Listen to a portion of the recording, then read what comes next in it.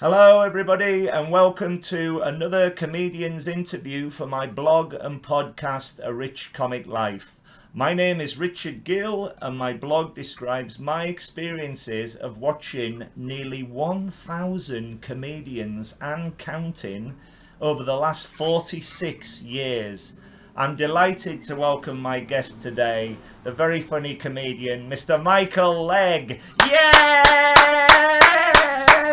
Hello, mate! Yes! Yes! That's what I like.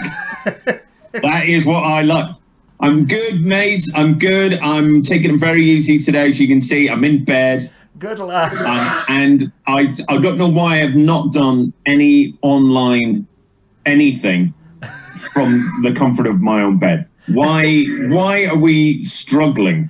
Because here's one thing that we're struggling with is our background. You've got a lovely, but you've gone for the classic background of a lovely shelf with either books or DVDs. Can't quite say,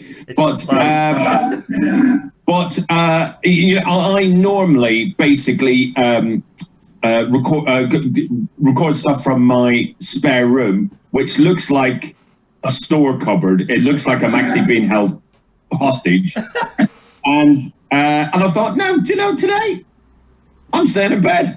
Well, I'm delighted that you're here, my friend. And when you talk about my background, normally for many a time, my computer is at an angle, and normally it would be that way around, and it's just a complete white bare room. It looks like a prison. Right. So I'm much better. I've got the books in. No, absolutely. It looks like you're learned now. Yeah. You look very learned. You know what you're doing. Very much so. Very much so. Thank you so much for this. As I say, it's very, very good of you to do this. We're going to talk about your comedy career for the next 45 minutes to an hour or so. That is how long my career is. 45 minutes. That's it. And I'd like to go right back to the start and ask you, how did you become a comedian in the first place, please? Well, now, here's the thing. There's a slightly longer version than the direct short answer. The slightly longer version is, well, I was a really big comedy fan, and then I got into improvised comedy. I started doing improvised comedy with a group called Theatre Sports, London Theatre Sports, really like 1990, 91, something like that.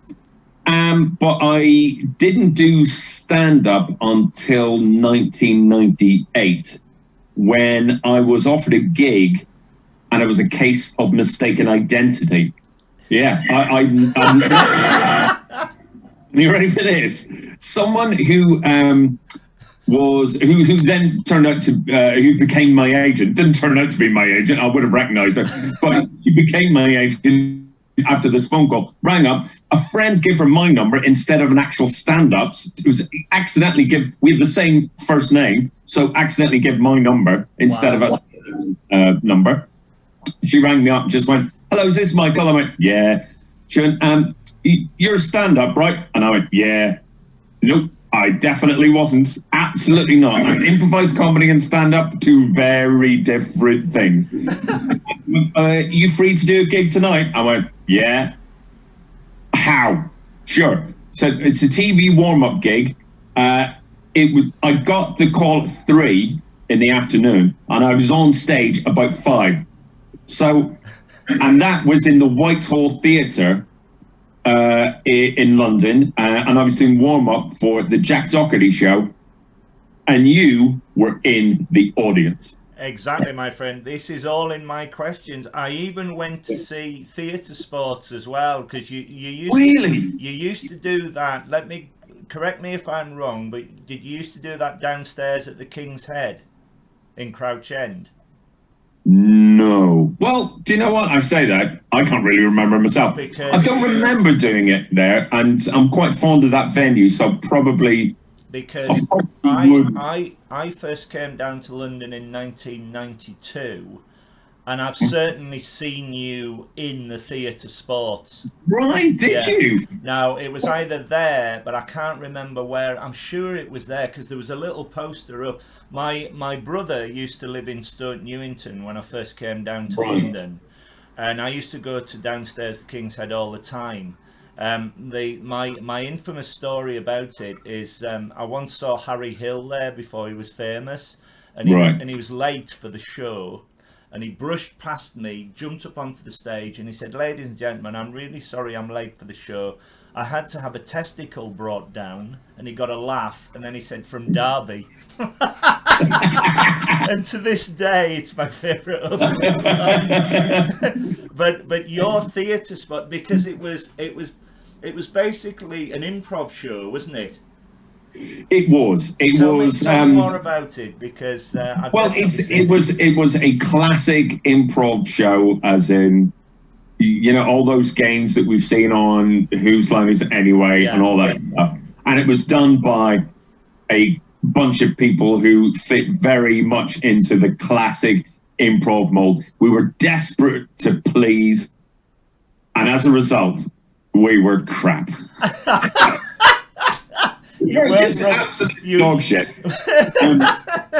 Yeah, really, really bad. I mean, I used to suffer from a terrible thing that I called improv hangover. Right. And like the day after any improv gig I ever did, I'd wake up and within seconds I would pull the duvet over my head, remembering things that I did and said on stage in improv the night before. Oh, it's so cheesy and shit. I absolutely. Here's the thing. I loved doing improv. Absolutely loved it. But only in the same way that, you know what, I probably would love heroin. I shouldn't do it. No one in their right mind would watch me do it. They certainly shouldn't pay to watch me do it. It's not good. It's not good for you. Exactly like heroin. You might get a bit of a buzz at the time, but actually it's damaging your soul. Because everything you do is so bad. Well, I can remember watching theatre sports and enjoying it. Now, the reason you may not have recognised me there, well, A, you didn't know me then, but in those days, I always used to sit at the back of the audience because I thought my laugh would generate my presence there. Nowadays, I'm found a lot more nearer or on the front rows of the audience, and my confidence has grown enormously. But I definitely did watch theatre sports, and I was impressed because I've written about it in my blog. It was 1992 I first came down. Yeah, it's amazing to me because I always think of you, like when anyone goes, "How did you start in comedy?" You are the first face that enters my head. Wow, that's very, very kind of you. I'm so pleased. You are, I mean, because you're so recognizable every single. I should make this clear. You didn't just go that once. You were there a lot in the audience, and you were so recognizable. I'm not even too sure we chatted, or if we chatted, it would have been very brief. Yeah. But you absolutely stuck in my head. So the idea that you were there even before that, because I think you were there at the beginning. Turns out you were there before the beginning. Well, who else was in theatre sports with you? Well, Deborah Francis White would be, you know, the big name, really. She's. I've realised recently she is my oldest comedy friend. Wow. So it's her and so I guess she was in it. Do you know Phil Whelans? You probably know everyone. Yeah. Phil Whelans and Luke Sorba and Stella Duffy and Neil Ashdown. It pretty much like the height of fame in theatre sports was the few, and I mean very few of us, who got to do really occasional spots with the Comedy Store Players. It's like the I would say doing the Comedy Store Players came before like getting on TV or freaking making a movie. Like if you were on Comedy Store Players, that was a big deal. And it actually still is to this day with me. Like I slag off improv all the time. I hate it. I absolutely hate it. I hate my part in it. I'm ashamed of it. I should have gone to jail for it. So and yet I look at the Comedy Store players, and they're peerless. oh, they are by a Really mile. You funny. know, I mean, it's the Yeah, whole improvisational thing is extraordinary that you can absolutely. take They any get away with word it. and make a scene from it, and this is what I think I'm going to talk about later with you with your individual shows, because this is what I love about you. So did you come over from Ireland to London, or were you based in London? Yeah. I moved from Northern Ireland in 1989, Right. and I'd done no nothing. I'd never set foot on the stage, and I'd no thought of doing that. I take that back. I had set foot on the stage because I was in a band for like 4 days. Right. And we were a cover band, and I always emphasize cover, not covers. Cover. One song. We used one song, which we performed twice in one gig. So that was the only stage time that I had, and because I moved to London, and I went to see the Comedy Store players and just went, well, now I'm in love with it. So was there a point where you thought, I can do this on my own, I can make a go of it on my own? No. What that was. No, and do you know what? I'll be honest with you, Rich. That point hasn't come yet. Here's the thing. What happened was That's not true. This is what happened. I went to see the Comedy Store players every Wednesday and Sunday for over a year. Like, I did not miss one. Honestly, I did not miss one. And then I saw an ad in Time Out saying improv workshop, and because I'm thick, I thought workshop meant, oh, it's like a talk, isn't it, about improv? But I love how that's done. It'd been really nice to hear people talk about it. But I got there and they went, okay, well, let's do a warm up. And I'm like, what the fuck is this? Why do we have to warm up for listening to hear about improv? And they went, okay, can we get 2 people up? And I went, what the fuck is going on? And when it came to my turn to get up, that moment in history should never have happened. Wow. Because I disagree. It created a monster. Yeah. So that was Caroline Gold and Sarah Parkinson. Right. They're both. They were a double act, I think, at the time, and they were doing improv classes. Yeah. Because that's what a workshop is. It's a class. I know that now. Didn't know at the time. And then I enrolled. At the end of their workshop, that's when they hit you with, if you'd like more of these classes, and I'm like, here's my money. Yeah, and you're away. So on both occasions, improv and stand-up, I did them all by accident. Brilliant. I had absolutely no intention, and it accidentally happened. Well, what a great accident. Yeah, I mean, wouldn't it be better if it was like, I got a call from NASA, and they went, got your number, we hear you're an astronaut. Yeah. Are you free at 5? Sure. Something that would be brilliant, important, Well, but here I am, at the end of my career, in bed, having a sleep. Well, before I worked in a school, I worked in the civil service. I worked for the Ministry of Agriculture in Whitehall. And like you say, there was a Channel 5 had just opened, and there was a recording of the Jack Doherty show, which was on at the Whitehall Theatre from Monday night to Thursday night every week. That's right. And I was an administrator in the civil service, and everybody I used to work with, I used to trot along to the show, and that show is absolutely pivotal in my audience comedy career, because I think that one was the one that gave me an enormous amount of confidence, because I was always a big Jack Doherty fan. I loved Yeah. Absolutely, with it being Scottish based. My home city was Carlisle. I'd just come down to London. It was 1997. And there you were doing the warm ups for the Jack Doherty show. It was either yourself or Gordon Southern.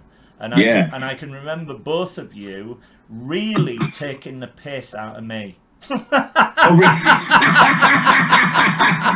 And that's meant Sorry, mate, you were there. That's meant with the most affection, Yeah. and I will be eternally grateful to you, because you gave me the you gave me an enormous By amount torturing of confidence in you. myself. But I used to love going there, and then he was hilarious. I always thought he wasn't dealt the best deal with Channel 5. I thought to get on a show, it was brilliant, but he should have been. He's one of those comedians that should have been so much more, because Yeah, and I he think gave his in absolute particular, all to make that show work, like the warm ups. yeah, I think in particular, because that show was the making of Graham Norton. Yeah, and Graham Norton was that's no outstanding. disrespect, because he's brilliant Yeah. as well at what he does. Oh, yeah. But it just Oh, shows, absolutely, you know. brilliant. Yeah. Yeah, and that's the thing. I don't think it was Jack's natural forte. Yeah. He is such a funny man. Yeah. Like, his scripted work is brilliant, and like you say, absolutely, he's Donald and George are amazing. Yeah. And I'll be honest with you, because it was my first job, really. Yeah. The idea that I knew Jack Doherty blew my mind every single time I saw him. Well, I know him now. It's, it was, and the thing is, I know several really famous comedians, and I don't think I ever get the buzz from knowing them. Yeah. I did at the beginning, knowing Jack Doherty. It just blew my mind that I knew. It was a very, very special time, because Yeah. literally I worked over the way, so I would just wander across the road. You had the Weatherspoons next door, so you had all the guests going in there afterwards. So we would go in there for a drink afterwards and see them all. And I think it was a great shame it's not on anymore, but I'm delighted that he's had such a big success with the Police Squad, the police thing in Edinburgh. That's done really well for him. I did go to the Edinburgh Fringe and see his show 25 years later, and he came up to me and he went, "Mr. Laughter 1997, how you doing, Richard?" And that was extraordinary. Nice. So I think I met him maybe about 8 years ago, and he had no idea who I was. That's not true. No, it's true. He had absolutely no idea. Do you know how he went, "Oh, did you? Did you do the warm up?" And I went, "Yeah, I did it loads." And he went, "Okay." And then I said, "You not remember?" Because I used to, my entire act for a year was I was giving away a prize, and the prize was dinner for two anywhere in the West End, and basically the joke was the dinner for two was 2 pot noodles, and I brought out 2 pot noodles, and he was like, "No, I don't remember that." And I went, "Well, you don't remember the time that I threw the pot noodle at the winner and it hit her in the head, and she said she was going to sue." "That was you." I'm like, "Yeah, that was me." Yeah. That reminds. So he didn't remember me, but he did remember a court case somewhat looming. And do you know what? I think I want that always to be my career. Yeah. I just want people to remember they could have gone to court. Too right, mate. Too right. It reminds me of a story where I'm like you. I would go to the Comedy Store all the time when I first came down to London. It's the most perfectly built room. And I always remember I'd seen an act, and I cannot for the life of me remember the name of the act. But I'd seen them on the Thursday and I saw them on the Saturday night. The Thursday, they were a juggling act and they were juggling fruit. And what they would do is they would nod to somebody in the audience and throw an apple, and they would catch it and throw it back, and they'd carry on doing it. Well, on the Saturday, I was with my friend, and I said, "Oh, this is brilliant," because they were there again, and they nodded at me, and I was drinking a pint of beer, and they threw the apple, and it went, and I completely ruined their act. I do not think that's on you, my friend. I do not think that's your fault. That is bad comic timing. I've never forgotten that story, but I can't for the life of me remember who the act was. Let's move on. You are absolutely fearless and very confident on stage with an audience. I've always thought that, and I think it's one of your great strengths. You're fearless. How do you cope with any nerves, if you get any, before you go on stage? That's a really interesting part of that question, was before you go on stage. That's the most important part. Here's the thing about nerves. I'm much more likely to be nervous now thinking I've got a gig in 4 days' time. Wow. But the idea of being nervous before going on, it doesn't exist, because there's nothing you can do about it. You're there. You can't back out. If it goes wrong, it goes wrong. It is not going to hurt you if it goes wrong. You're not going to lose an arm.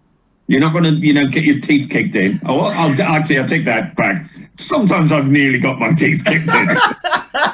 So I might get my teeth kicked in. And the nerves used to be a really big thing for me, which is probably why, especially when you first saw me, I never stopped moving on the stage, and I never stopped talking. Yeah.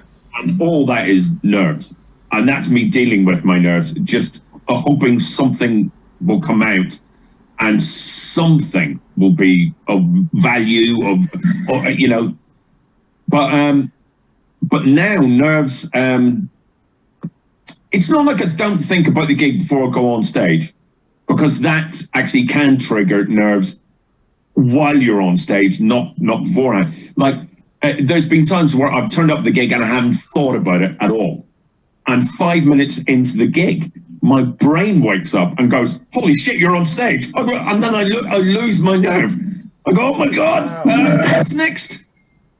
Anyway, so I've sort of learned that there's nothing you can do about it. Yeah.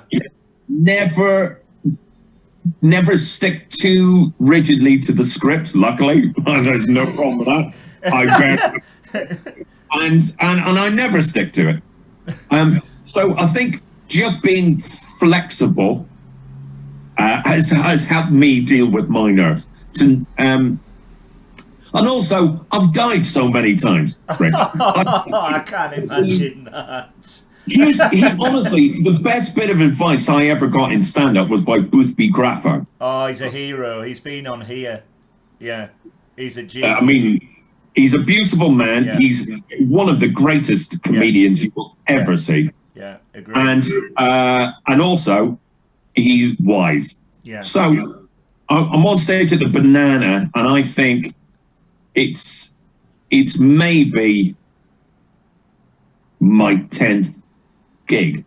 I mean 10th gig outside of the Jack Doherty show. Yeah. I actually was properly nervous about doing shows in comedy clubs, because I'm a huge comedy fan who went to comedy clubs. It's like, look, you charlatan, you're a faker. What are you doing here? Whereas at the Jack Doherty show, it was sort of fine, because I thought, well, I'm the warm-up guy. Yeah. I didn't say I was a comedian. I'm the warm-up guy. Yeah. And I was learning my craft in many ways at the Jack Doherty show, which means I sort of skipped the whole open spot circuit where you actually learn things, right? So anyway, I'm on stage at the Banana, and it's about my 10th gig. Banana in Balham was one of the greatest comedy clubs. Yeah. I used to go there all the time. I never saw anyone die there until I died there. No. So I'm the first comedian in my history to fail at the banana. Wow. And I get off stage, and I go up to the dressing room, and I'm probably, here's the thing, I'm more ashamed because I'm ashamed because I was found out. I have nothing. I'm not a comedian. I shouldn't be here. I'm a charlatan. So I got busted, and there I am sitting in the dressing room, feeling ashamed of myself. And then Boothby just goes, "You okay?" I'm like, "Yeah, I'm fine. I'm just, shitty gig." And he went, "Is that the worst gig you've ever done?" And I went, No, it isn't." And he went, "That's right. And it's not the worst gig you will do, because there's always a worse one round the corner. No matter how long you've been going, there's a shittier gig always waiting to happen." Wow. And weird, I found that quite comforting. Yeah. So, that's just part of the job. Part of the job is going on stage and failing and ruining people's nights and having them, like when you think about it, think of the domino effect. You go on, you haven't connected with the audience, you haven't made them laugh, the jokes are failing, they're getting angrier, they're getting pissed off with you, they paid for babysitters, they paid, for over expensive drinks because they're in a club and not a pub. Yeah. Or really fucked off. They're going to talk about you during the interval or at the end of the show. You really ruined an entire night. And sometimes that's good. When you're on the train on the way back, you go, "Wow, at least I ruined their night." That is the most positive thing I've ever heard, because my story off that, other than this blog, which for me is the most creative thing I've ever done, and it's a big support and enthuse and all the rest of it for the comedians. The other most creative thing I've ever done was write a play. I've written a half-hour play, which originally was for the Edinburgh Fringe, but I didn't do anything about it. But I raised a lot of money for Comic Relief by putting on the play with my mate, who's very good at accents. So it was myself and a two-hander play. And it's called The Applicant, and it's basically about me coming down from Carlisle. I've got a successful girlfriend in London, and I can't get a job. I've never had a job in my life before, never had an interview, and I go from zero interview, my confidence is gained till I get my job. So it's each scene is the interview, and when he gets given the job, he dies. The interviewer kills him. There's loads of plots, but the interviewer kills him. And the last scene is him at the gates of heaven or hell, being interviewed by God or the devil, saying, "We've been watching you on planet Earth, and we think the ideal job for you is to interview corpses." And I shrugged my shoulders, the lights go out, end of play. So I thought, I've got something here. It really did well. We've got a lot of money in with it. It's a comedy, it's a very funny play. But it was monologue, interview, monologue, interview, monologue, interview. So the audience are there, and I'm terrified because it's my first interview, and I start talking to them because I'm in the waiting room. So I wrote all these monologues, and we'd spent 10 weeks rehearsing it and everything. And when it came to opening night, I ran out. I was like a rabbit in headlights, and I completely forgot the monologue. And I was there for like 10 minutes going, "Dad, Norman," just firing words out, and I'm thinking, what's you know what? I'm going to do that on stage. And next time I forget, I'm going to go, "Dad, Norman." And then as soon as my mate appeared on stage, it was brilliant because there was somebody there to bounce off. But at least I got my best joke in, which I called him Norman Oliver Hope, because it was Dear No Hope. N-O Hope on the letter. So there you go. Anyway, that was one thing, but it is, I think, as you say, it's because I was going by the script, even though I'd written it. The brilliance of your act is that it looks unscripted when you run out and do it all. I mean, I definitely try to. It may not look like I'm trying, But I do. I promise it is a conscious. I know what I'm doing, at least in that way.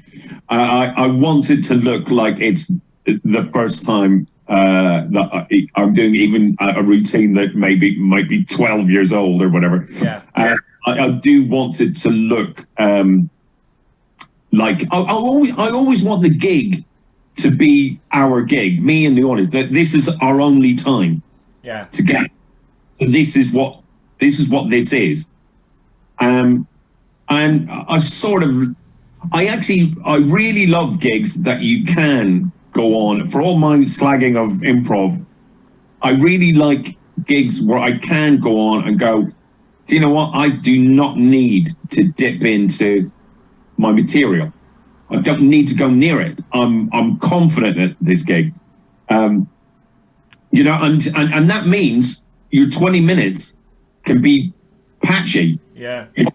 I definitely think when you do those gigs and you just go for the improv rather than the stand-up, those highs, I mean, the dips, fine, but the highs will be the talked about moments of that night. That's brilliant. And I think that's so much more important. Yeah.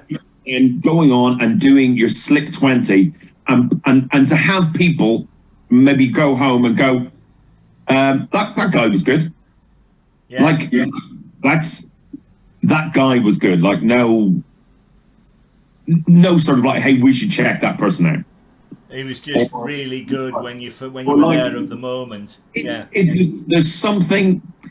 And also, there's something really special. I can't believe I'm saying this out loud because this does not sound like me. But I promise you, it is what I think. I think there's something really special about being on stage and improvising a line that fucking blows the roof off. Just like it drops out of your mouth. Like you sort of can't believe it. It was that good, and it got that good a reaction, and you're like, "Oh my god, I'm using that again." Yeah. And then you use it again, doesn't work. Wow. It just doesn't work. And I can definitely think of a fair few times that has happened. I've been on stage, gone, "Oh, good, great. At least, if nothing else, I've got a great new line or a couple of great new lines," and they're absolutely unusable. That's extraordinary. There's something about those gigs, and I'd say they happen 20% of the time. Yeah. So it's not a constant. I think though you're not afraid to experiment either. You say if you say something that you think you can use again that has gone really well one time, there's only a 20% hit rate. You're not afraid to try anything else. Well, yeah. I mean, also, it's I guess on a much more positive note, it's happened where go, oh great, I've improvised that line. Yeah. Got a round of applause. I'm using it again. Next night, you do it in your set, and everyone goes, God, that was horrible. Yeah, it doesn't work. But that's not to say that at some point you won't be improvising, and weirdly, that line that just dropped out all of a sudden slots right in. Brilliant. Yeah. Improv. And actually, that probably is how I've written all my stand-up, now that I think. Thanks for having this conversation, because now I know what I do. Yeah. I'm sure your improv training, I love the unexpected uniqueness of your act, and that's what you get with improv, because they never know when they walk out what the audience is going to do or say. That's the really positive thing about improv. Yeah. It makes everything new, or at least appear new. And the worst thing about improv, and I think I'm proving it today with an interview from my bed, it makes you lazy as fuck. Well, Lazy as fuck. I hope you're enjoying this. I am. I'm enjoying it. I enjoy being lazy. Let's move on. Let's move on to Edinburgh, the Edinburgh Festival. I am very lucky every year to be able to go to the Edinburgh Fringe as a member of the audience. I've been going there since 2005, and I take my holidays there. I have a week's holiday. And I go and see I must get through about 50 shows. I need a holiday by the time I come back. Yeah, I'm sure. But I absolutely love it. Can you tell me about your first experience of the Edinburgh Fringe? What year did you go up? What was it like? Yeah, the first year I went up was 1999. And that was part of a package show where I was the compere of the Big Value comedy show. Yeah, which at the time, it's now run by Just the Tonic, but at the time it was run by Screaming Blue Murder. So Phil and Pete Harris, and I suppose that's like I wasn't ready to do Edinburgh, but. There's no doubt about it. At the end of that month, you go up to the Edinburgh Fringe for pretty much the whole of the month of August. Yeah. At the end of that month, I was definitely a better comedian than I was on the way up. So it was like, if nothing else, it was probably the biggest learning curve I've had. Comparing meant I could be a bit more flexible, so I that helped me out. But equally, because I'm there night after night after night with the same group of comedians, the idea of being shit, wasn't allowed. Because you're not just letting down an audience, you will let down whoever it is you're introducing onto the stage. So it may not have looked it, but I did up my game a bit. I did. Sure you did. And also during that month, I did my first ever 20 minutes set. So I did it for Peter Buckley Hill at some pub. Right. And you're talking about nerves. That's I absolutely shattered. Yeah. Just terrified. And what I learned from that 20 minutes was, I don't need to worry about absolutely having that slick 20-minute set because it'll never suit me. Yeah. I probably wouldn't be able to do a slick 20 minutes. So I'm much better off having a ramshackle 15 minutes. Thank God. 5 minutes of new stuff will just pour out my mouth. That's what I learned from that gig. That is very interesting because I've had a go at stand-up comedy. The first year I went to the Fringe, I've told this story many times to the comedians. I knew the promoter up there who did the Free Fringe at the time. And I said to him, I said, people think I'm funny in a pub. I go and see a lot of comedians. I want to get it out of my system. And he said, well, we can put you on a Monday afternoon in the Haymarket in a little pub, which is the Old People's Gong Show. I think they're only trying it out for 1 year. So I thought, well, yeah, I'm up for that. I'll do it. I'll have a go. So I walked out. I'd written this script. And of course, if you're rubbish, you get gonged off. So I walked out, and there was 3 people in there, and I said to them, "Good afternoon, ladies and gentlemen. People think I look like Eddie the Eagle Edwards, but I can't see the resemblance myself." And of course, when I was at college, I was his double because I was at college in the 80s, and I would stop and everything. And one bloke in the back row just went, "Fuck off," and gonged me off after about 10 seconds, and I walked off to my foot shirt. And the promoter said, have another go. So I went back on for another show. Same thing happened, and I walked back off, and I said, never say never again. but I think my job here is to be in the audience and support them forevermore. But it is an extraordinary. And when you say nerves in a space, if you've never done it before, yeah. You're right in that you're not going to die or lose a limb or anything, but your confidence does go if there are no laughs or whatever, and you think, Oh, what am I doing? yeah. But when you do get them, the high is extraordinary. I think that's what was unique about how I entered into comedy, though, because it wasn't about losing confidence with me. It was about being found out. Yeah. It was about the shame of, like, how dare you be in a comedy club? You're not a comedian.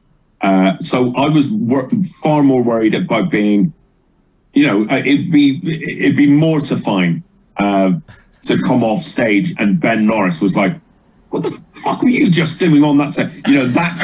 That's how I felt at every gig. Wow. I'm with comedians. Yeah. Why is this happening? And I don't have that anymore, but I would say it's a new thing that it's gone. Yeah. It's might only be the last 5 years of shook it. Yeah, that's amazing because you are excuse me, you are a very, very funny man. In 2019, I saw you perform your solo show, The Idiot, at the Edinburgh Fringe.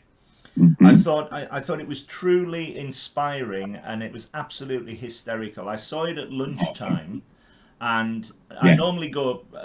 I'm normally there with a load of friends, and my other friends couldn't come along. And I said to them afterwards, I said, it's definitely one of the best shows I've seen in the week. I was crying with laughter.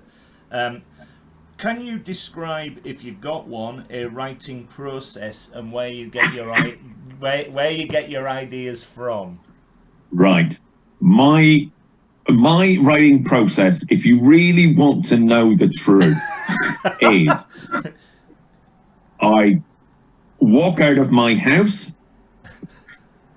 I get annoyed by fucking everything, and then I go on stage and I try to cathartically remove it from my body.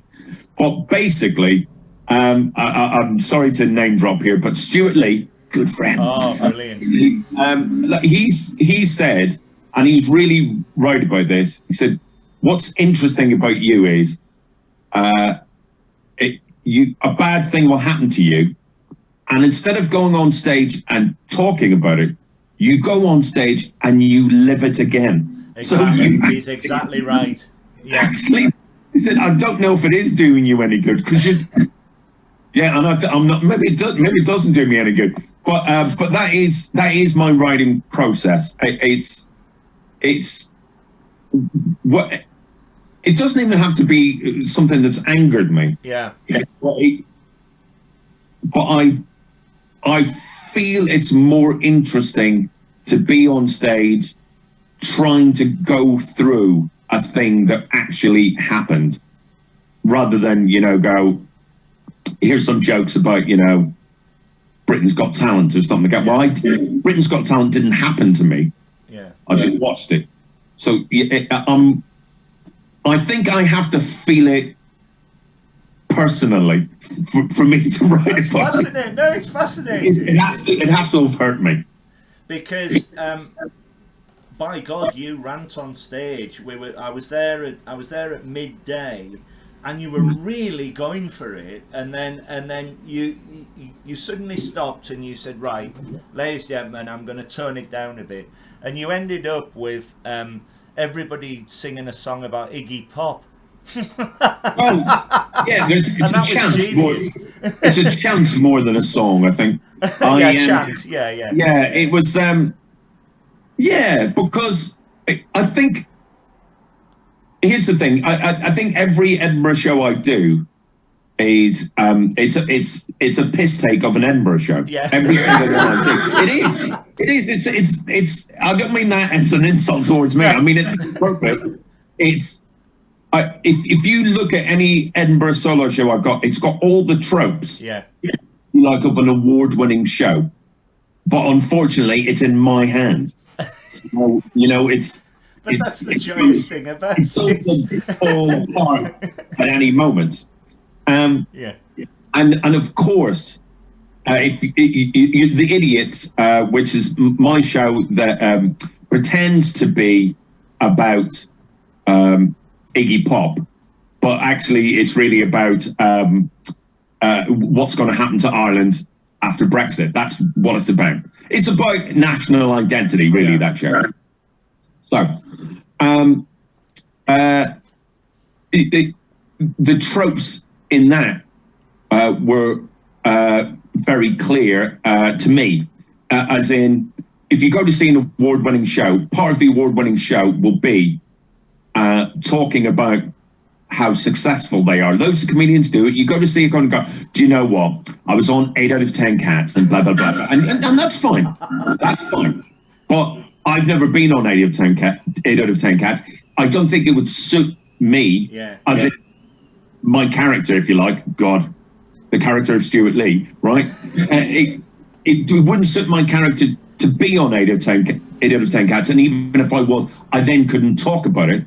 So what I did, I talked about how I'm just going to, I talked about the career I'm going to have rather than the career I have. Like, oh, I'm going to be on Netflix. No, fucking not. So that was, so it had that trope. Yeah. It also had the trope of getting a ukulele out, which, you know, so many you go, oh my God, I couldn't believe it. And at the end, he got a ukulele out and he did a song. Brilliant. Well, I did that. I got a ukulele out. Turns out, after slagging off the ukulele, which I had done at the beginning of the show, I can't play it. It's really hard. I remember. It was brilliant. So all the tropes are there, but they all fall apart because, and I think it's personally, I think it's funnier. Yeah. To see failure. Failure is fun. Success is fun. Yeah. It's not. I remember that sticking in my craw really early on in stand-up. When I'd see stand-ups going, oh, do you know what? I did a gig the other night at the Comedy Store, and that upset me for two reasons. Like, one, that sounds like this gig we're doing right now isn't special. It's like, oh, I do this all the time. And then secondly, it was like, oh, you were at a really prestigious venue, all right. And I just thought, well, I just don't find it funny. No. I've sort of said this a few times that there's no such thing as a successful comedian. Yeah. Yeah. I think the idea of success. Oh well then you've gone then. Good for you. You're successful. I think comedians can be popular, but not successful. That's exactly what I mean. Yeah. I think Jerry Seinfeld is a great example. Yeah. You know, he's hugely popular, but he's a quite twisted, almost broken individual. Yeah. Larry David is a multi-billionaire or whatever. Yeah. But he's a total fuck up as a human being. Yeah. He's not a success. He's just rich. Look at somebody like Peter Kay or Michael McIntyre. They are extremely popular, so they sell out big venues. Yeah. But I reckon even them, when they walk out onto that stage in for example the O2, they must think, oh my God, I was never expecting to be playing to this many people, because the careers took off. And I saw Peter Kay way back in Manchester before he was famous. He was on a bill of 4 acts, and he was 5 acts. He was 4th on, and I laughed so hard at him I missed the 5th act because I was still laughing. Right. And I thought he's going to be a superstar. And McIntyre I saw in a little hut in Edinburgh do the same Saturday night stuff he was doing now, you know, and good luck to them, because good luck to them. I think luck. I think they've had a. I'm not saying they haven't got skill, because they both do. Yeah. But my God, they've done. It's beyond good luck. Yeah. Their success is massive. They're like the two biggest names in comedy, you know, in the UK. Live comedy. Let's move on. How have you found online gigs as opposed to live stand-up comedy? Have you done many online gigs? I did quite a few at the beginning of lockdown, and it's I've watched some live gigs and I've enjoyed them, and I've performed some live gigs via Zoom or whatever, and I've not enjoyed it. Yeah, I think there's something of the danger missing. You know, there's something of that vulnerability of being on stage that is missing, because at the end of the day, if you're having a bad gig on a live stage, you can't just close your laptop. Like you could. Well, I suppose you could just walk off. Yeah. But I think the idea that I could just literally pull the plug on a live gig, an online gig, meant that I couldn't get into it. No. And I remember doing one, and I felt like I'd gone mad, because I felt like, all I've done for the last 20 minutes is talk to myself, because I couldn't see an audience. There was no like million screens in front of you with, you know, people laughing. There was no feedback at all.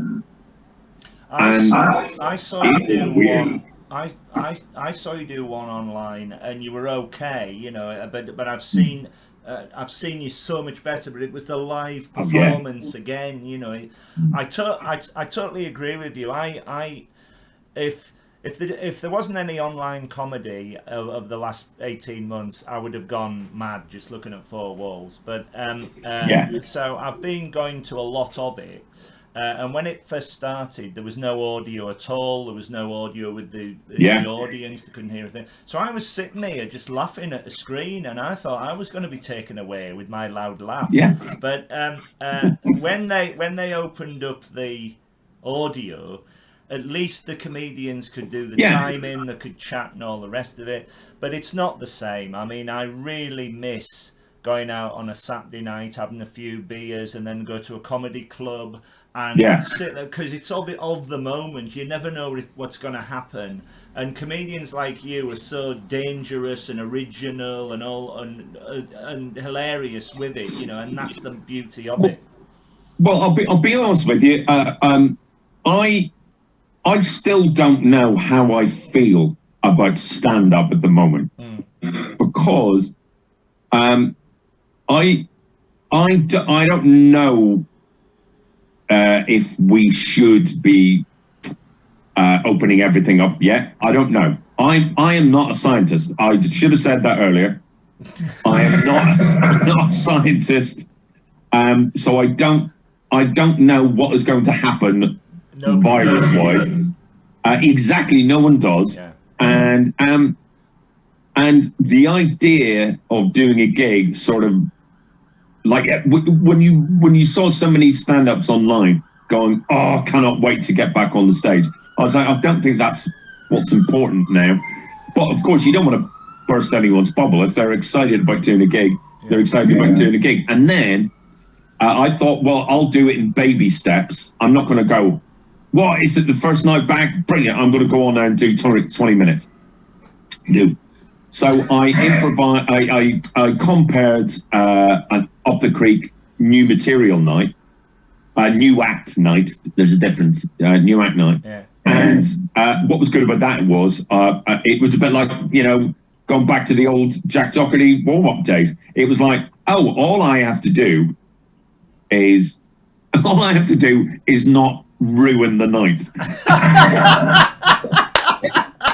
That's all I have to do. All the acts are brand new, and they're allowed to ruin the night. All they have to do is not fuck it up. And so that actually, at the end of that gig, I was like, actually, I quite enjoyed that. I don't think I'm ready to go back just yet. And then 5 days later, I'm backing up the creek, this time doing a new material night, but I was one of the acts, and the bill was ridiculously high level of quality. You know, Dane Baptiste, Imran Yusuf. It was a really good bill, and I thought, why am I doing it? I'm doing me. Why am I doing new material? Oh, for fuck's! And I had a blast. And I went, oh, see, I didn't think I missed it, and I missed it. I think as soon as you begin to miss it, you'll want it back again, definitely. Yeah, and then you know, like yesterday, I had a couple of gigs. One gig in particular in Worcester. I did a theatre gig last night. Don't make that is a humble brag. Believe me, doing a theatre gig when the ticket cutoff point is 50. That's not a brag. Welcome to the 4-tiered theatre in Worcester. And here's Bob. He'll be your audience tonight. All right, Bob. Brilliant. So it was, but it was a really good example of like, oh, I tried it some new material. Yeah. It didn't do that well. But it was one of those gigs where I just went, oh, I can improvise here. So my head was going, don't forget to do some of your older material. Yeah. So that when you get off stage, the audience will also have enjoyed it, rather than you self-indulgent wanking. But unfortunately, all I did was self-indulgent wank. And here's the thing. I have to go back to it gradually, and part of it is I have to make it about me initially. Right. I have to enjoy it. Yeah. Before giving a fuck what anyone else thinks. Yeah. Well, I for one want to see you live again very soon. I really do. Thanks, man. Who are your favourite comedians, past and present? I've never had an interest in comedy. Never been into it. It's not my thing. No, of course not. It's you see, everything me. you tell me, I think is true. No, here's the thing. I don't know many comedians because it's I'm like a new music person. Like I still keep up to date with music, but all my comedians, I got them all in the 80s. Yeah. All my comedians still live in the 1980s, and that's where I found them, and they're still my favorites. I mean, Stuart Lee would obviously be a favorite. Robin Ince, one of the best. Robin Ince is the most underrated comedian on the planet. Yeah. And at the same time, he's highly rated. So that's how good he is, because he's still underrated. Yeah. I say he's underrated. Last time I saw him perform was Wembley Arena. Wow. But I still think he's underrated.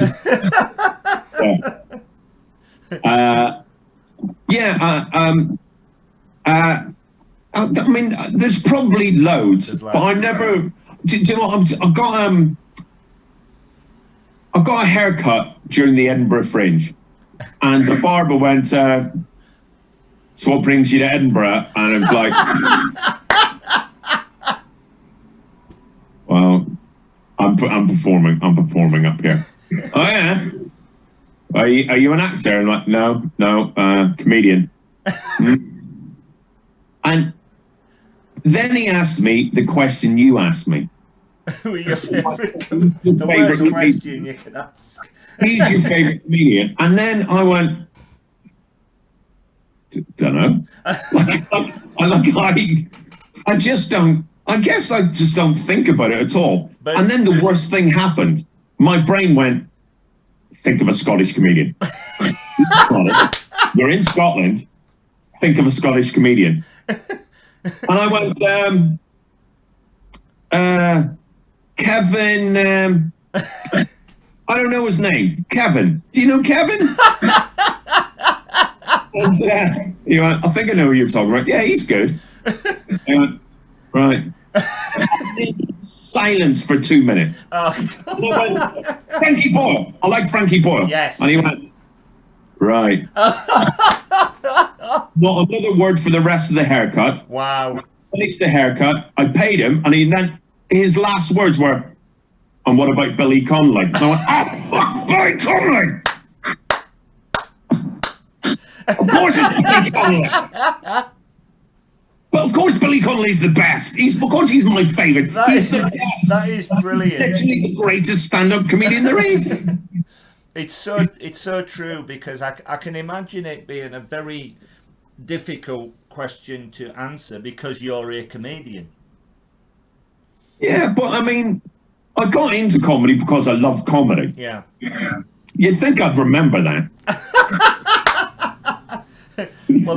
Well, the follow-on question from that, and you've already mentioned it, Who's my least favourite? is like me. Do you go to a lot of comedy gigs as a member of the audience? And you say no. But here's the thing. I'll be honest with you, Rich. I've realised that, and actually, I am going to make an effort. Part of me easing myself back in, like I say, is about me enjoying it. Yeah. I think I've really enjoyed the gigs at Up the Creek, which is, I should say, is a venue in Greenwich. I've been many times. It's a wonderful club. Well, listen, Rich, I and to everyone who might be watching this, I cannot recommend the Thursday night new act night enough. Yeah. It's got a somewhat cruel, theme of. It's called Blackout, and you get potentially 5 minutes to do a set, but you might not make it all the way to that 5 minutes because the audience can vote you off. But here's the thing, it works. Yeah. Also, you will never find a more diverse bill than the Thursday night at Up the Creek. It's really impressively put together, and you hear. Trust me, as an old white guy, when I hear voices that I don't normally hear, that's what's inspiring to me. That's what exactly. It's what makes me leave the venue going, comedy's actually quite exciting, isn't it? Yeah. It's all it's a really exciting gig to do, and it's an exciting gig to watch. And I like your question, because it's made me feel even worse about myself for not going and seeing more stand-up. And you're absolutely right. I can't even remember pre-lockdown the last time that I went. Do you know what? I think it was someone like Louis C.K. Right. Like it would have to be a famous traveling comedian from abroad, because I've seen all the other fuckers. Well, you've sold me on the Thursday night show. I normally go on the Friday or the Saturday to Up the Creek. The reason why I ask both those questions is that the first comedian I ever saw was on a family holiday in Scarborough. I was 7, and it was Les Dawson. And then the following year later was Tommy Cooper, and I was hooked from then on. Brilliant. And that's how the blog came about and everything. Well, the first comedian I ever saw was Jimmy Cricket. So, brilliant. I saw him at the Fringe with Mick Miller. He was superb. Yeah, right. He's really good. Yeah. Good. Really funny. Just before we go, and I've much enjoyed talking to you. I could talk to you all day. It's been wonderful. Been a treat, mate. You're a fantastic guest and a very, very funny man. Please keep doing what you're doing, because you've made me laugh so much over the years. Is there anything else you'd like to say? Do you have any planned gigs coming up? Have you got any podcasts? Where can people find you on social media, that sort of thing? What I've decided to do, Rich, and it's probably another crazy move on my part, is I've got a book coming out. So, yeah. Wow. Yeah, so I'm a bit like Dan Brown now. right. Successful author. It's a book called Strawberries to Pigs. It will be coming out via Go Faster Stripe, which I'm sure is something you're very aware of. Go to gofasterstripe.com. Yeah. And it's a book that is mainly old blog posts that I wrote over the years, but a lot of them are rewritten because some of them I think were written so fucking badly. but the premise is good. So I like the premise, but it was written by an idiot. So but now it's written by a mature idiot. But also there's a section of the book which is a short story. To be fair, it's quite a long short story. And I guess the collection altogether, in a way, it is pretty much my opinion of social media. Right. Picking up a book and actually reading something is probably better for you. Yeah, exactly. Well, yeah. So good luck with that. I, for one, am going to get by that. I think it's brilliant. a wonderful idea.